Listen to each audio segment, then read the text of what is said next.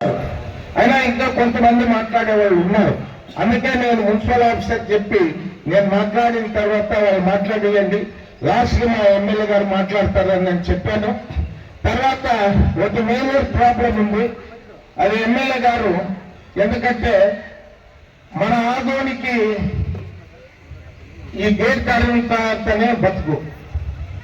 ఆదోనిలో ఉన్న ప్రజానీకానికి అందరు కూడా బ్రతుకు తెరువు ఈ మార్కెట్ యార్డ్. ఈ మార్కెట్ యార్డ్కి ఈ నల్ల గేట్ అంటారు దీన్ని. ఈ ఫ్లైఓవర్ బ్రిడ్జ్ పెట్టిన తర్వాత గేట్ బంద్ చేశారు.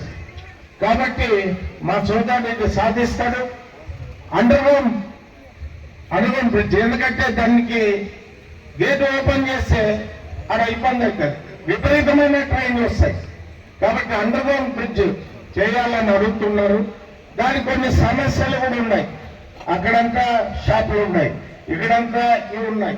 ఇప్పుడు మనము కోరినప్పుడు దాన్ని ఎట్లా చేయాలనేది మరి సెంట్రల్ గవర్నమెంట్ సంబంధించింది. ఇది మరి మన సోదరుడు ఆ రైల్వే అధికారులతో కానీ రైల్వే మినిస్టర్తో కానీ మాట్లాడి ఏదో రకంగా మన ఆదోని ప్రయాణికానికి బ్రతతెరువు అవుతుంది. కాబట్టి దాన్ని ఏ రకంగా మీరు ఎట్లా ఉపయోగించి మీ తెలివితేటలు ఉపయోగించి ఏ రకంగా ఆదోని నియోజకవర్గ ఆదోనిలో ఉన్న ప్రజల తరఫున నేను కూడా మన సోదరునికి విజ్ఞప్తి చేస్తున్నాను.